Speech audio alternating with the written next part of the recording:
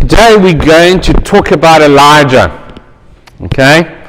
And we're going to go straight into talking about Elijah. By now you know what we've been following. If you've been here long enough and have been coming here long enough, you know the series that we've been looking at. And we're going to look straight into Elijah and see what he has to teach us this morning.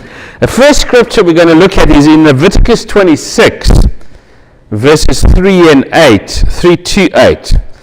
And it starts off and it says, if you follow my decrees and are careful to obey my commands, we've heard that before, hey, haven't we, throughout the series.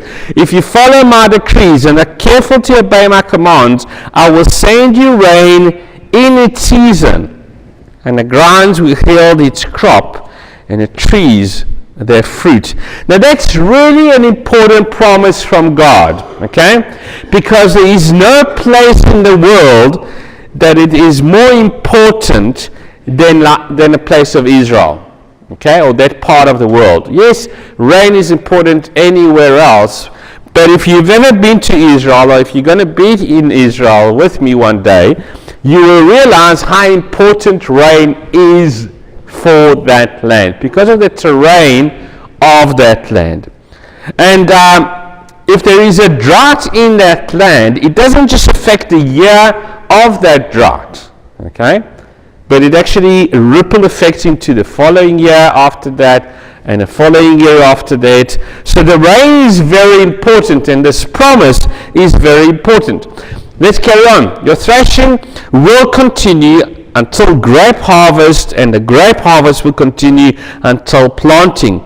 And you will eat all the food you want and live in safety in your land.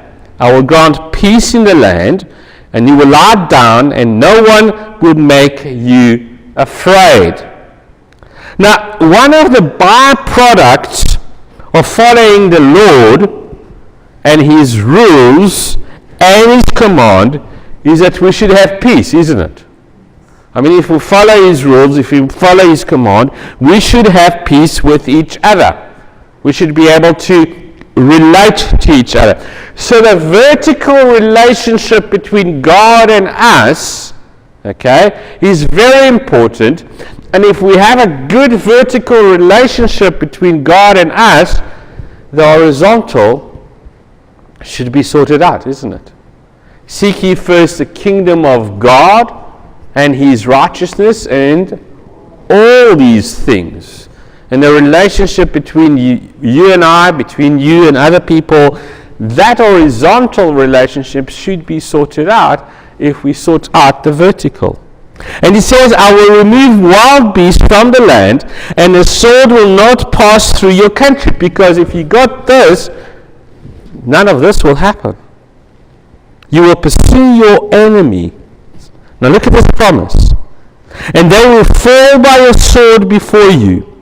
5 of you will chase 100, and 100 of you will chase 10,000, and your enemies will fall by the sword before you. Now think, if we all here, us, okay, as many as we are here today, if we had to pursue our enemy, what will happen?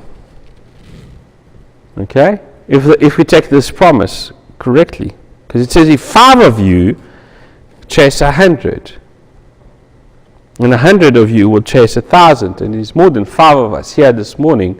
So imagine what will happen if we do that in His name. Think about it. But in order to do that, we have to be like Elijah. And I hope that by the end of today's sermon, you will get a different understanding of Elijah. And I want to give you a Hebrew word, that word, if you understand it, you will understand Elijah and the passion in him.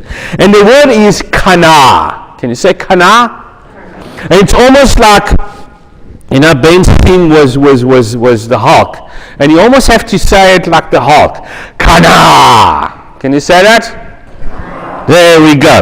Now, kana, it means desire.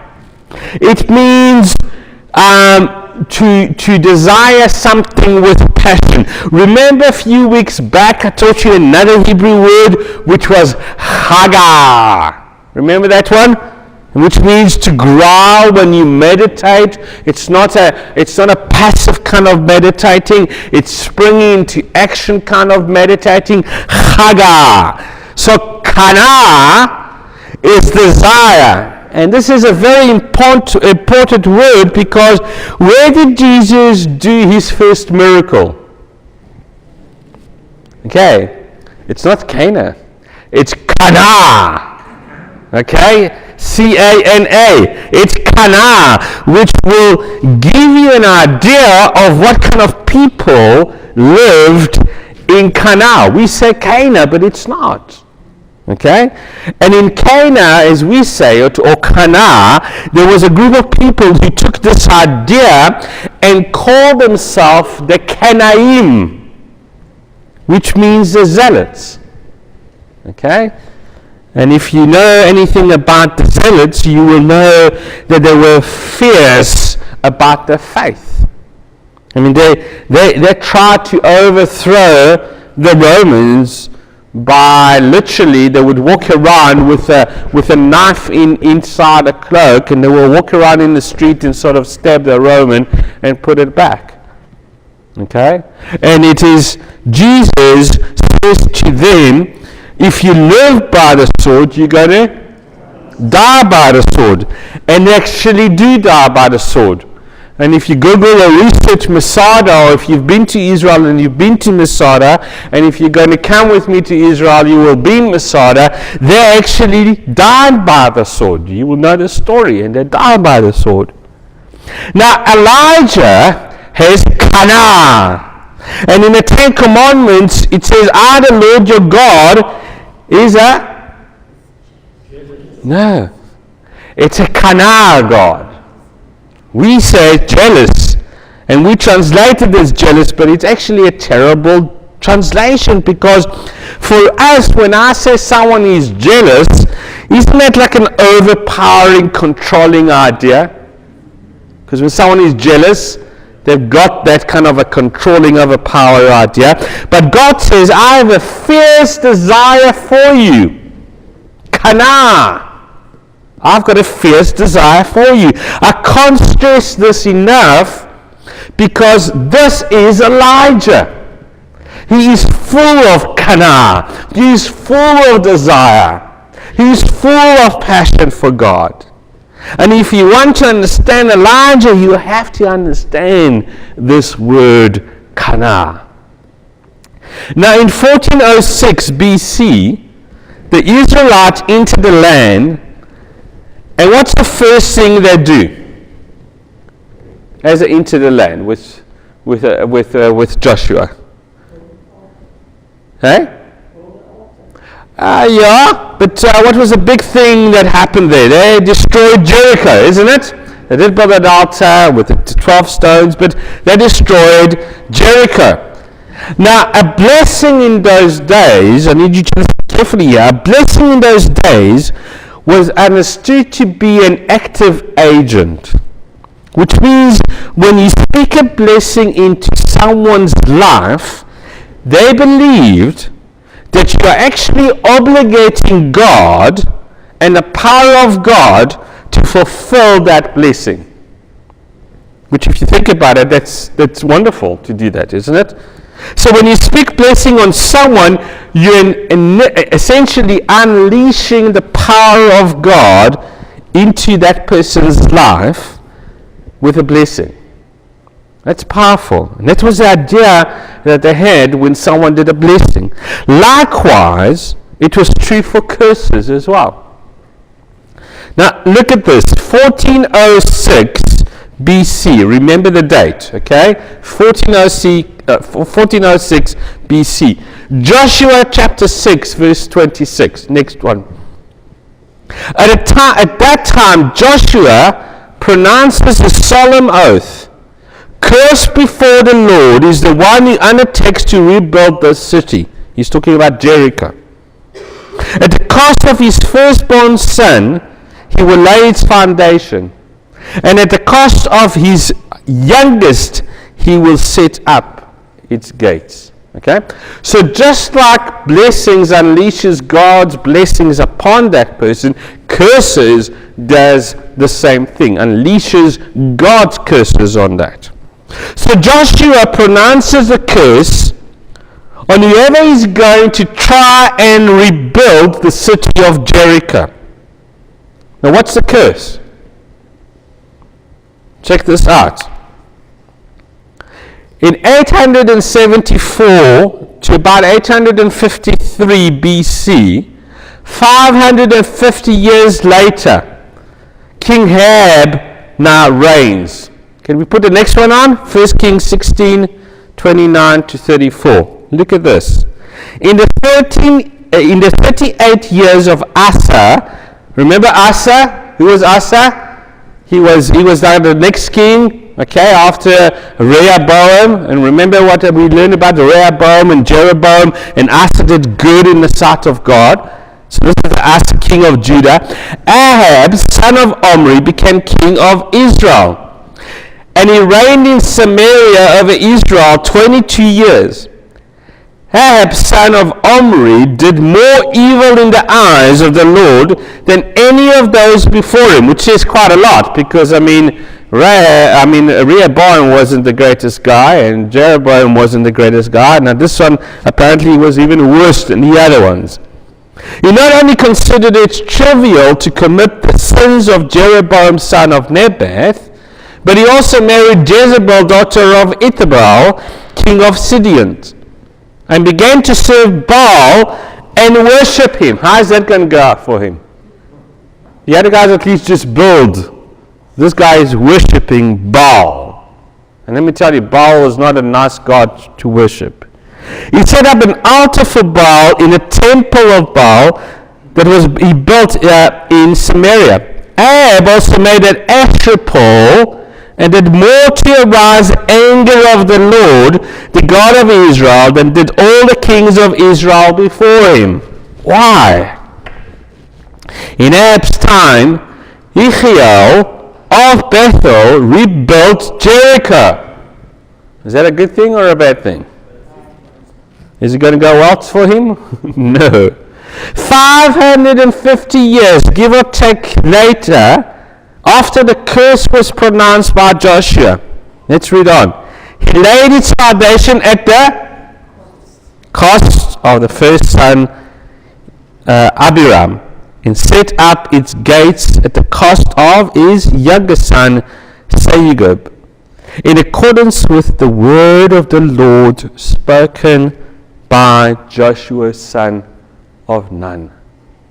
550 years later.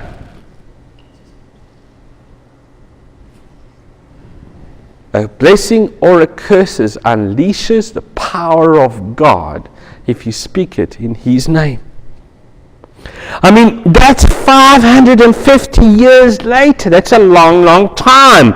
And it teaches us right away, if you think about it, it teaches us right away that God is a person that keeps His word, isn't it? And we can trust that God. God keeps His word. Even if it's 550 years later, God keeps His word. And that's really significant. Now listen to this. Oral law, in an oral tradition, so before the Bible was actually written down, it was spoken, okay? Stories.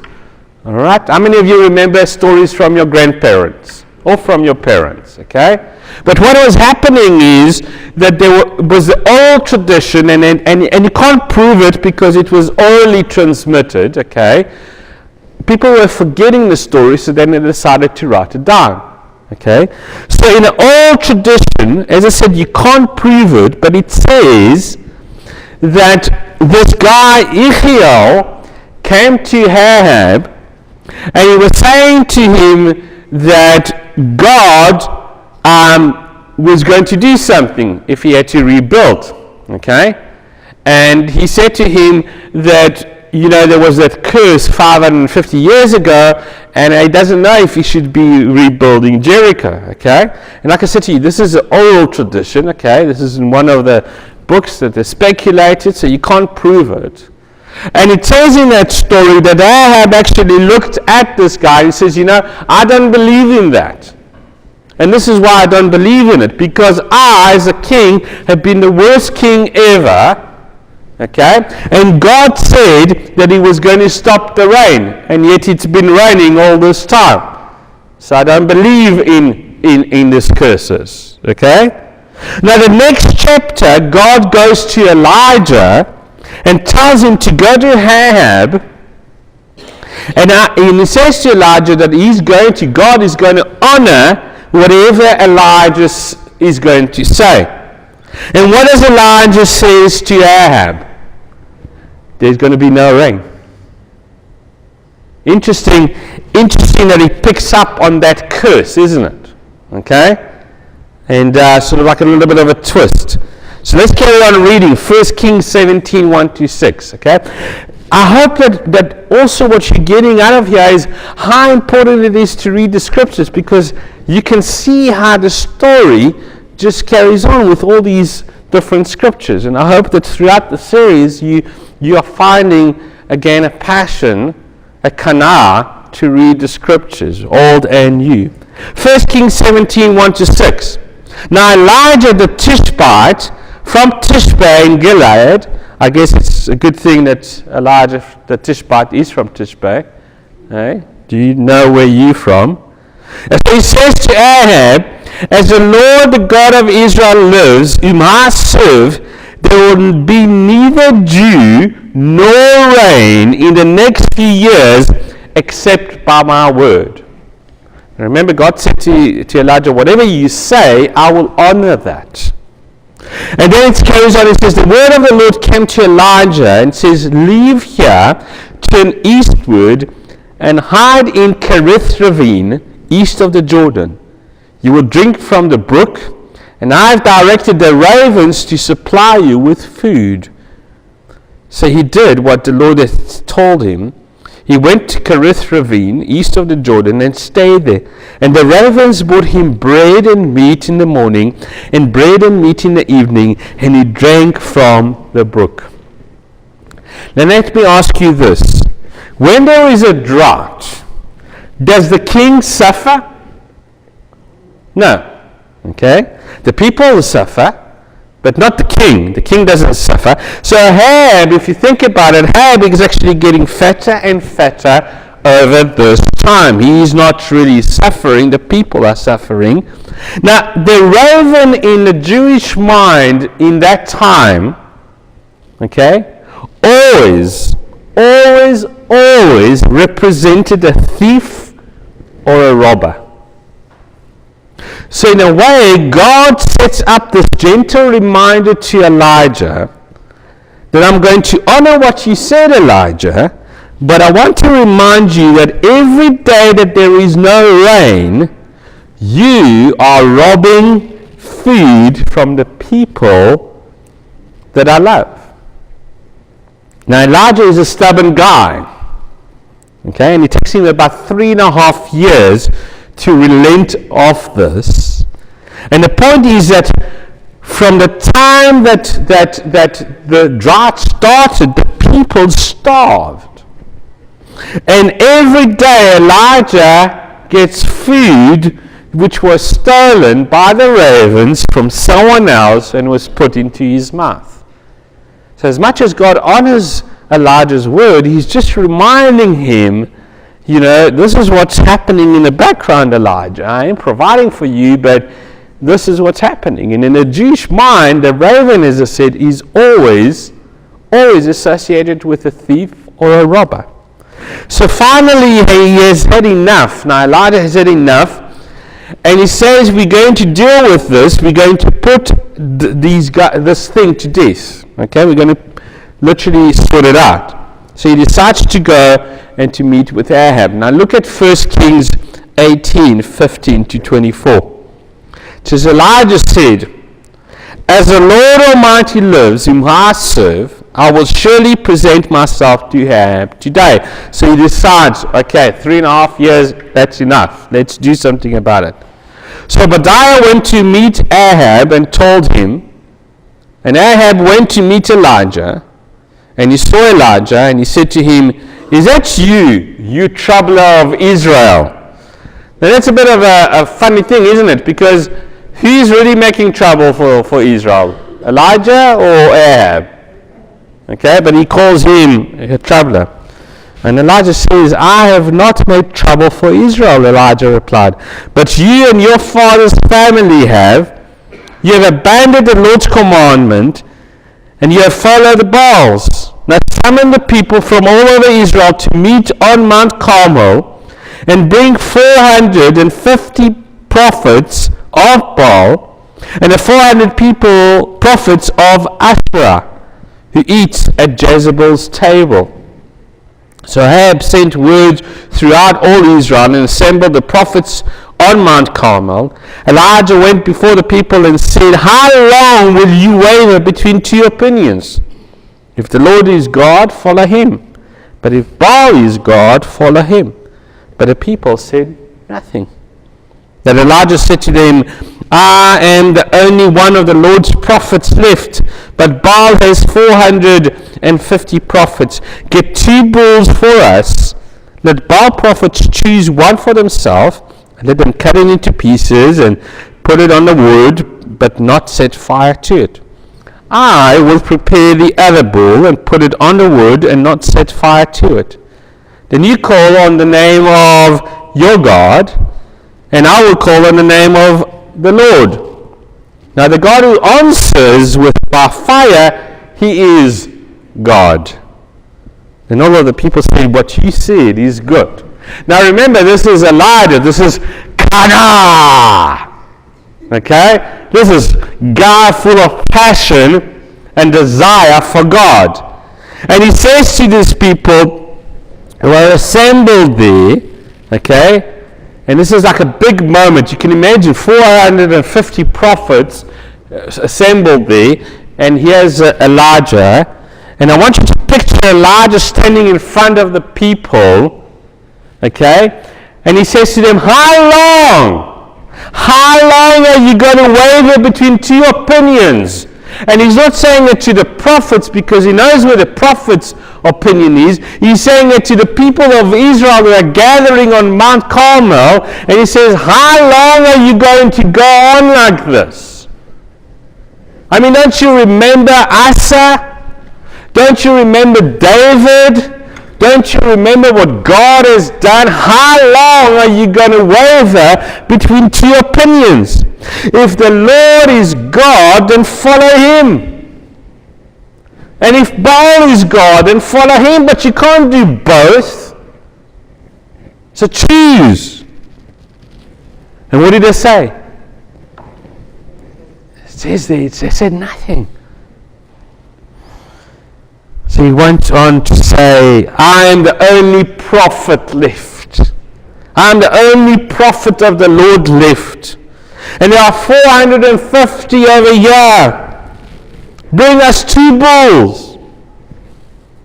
Have them choose to prepare one. Let them have the first choice. Let them choose one. Let them cut it and put it on the wood, but don't set it alight. I will do the same. I will slaughter it myself. I will prepare it. I will pray. And I won't set it alight. And the God who sends down the fire will be the God that we serve." And if you think about it, this is totally Elijah. This is Kana. I mean, he's really passionate about this. And if anything, I would follow him just for his passion before all of this thing happens. If you look at the next story right after this event, and we know the story, they shout and nothing happens, and Elijah just taunts them and says, "Oh, come on, shout louder, man. Maybe your God is sleeping, you know." And they shout louder, and they start hitting themselves and slashing themselves. And he says, "Oh, do it harder. Come on, you know. Maybe he's just gone for a nap, you know. Because our God, as David wrote, does not sleep or slumber. He watches over you all the days of your life. and he taunts them. And nothing happens. And then Elijah just prays, and you know the story. The fire just comes and just takes all the water up and everything. But if we look at the next story, Elijah wanted to die. And you think, really? This Canaanite person? I mean, look what God just did. And you want to die? But here's why. You see, Moses at the foot of Mount Sinai sets up 12 stones, butchers a bull, and the people say, we will serve the Lord.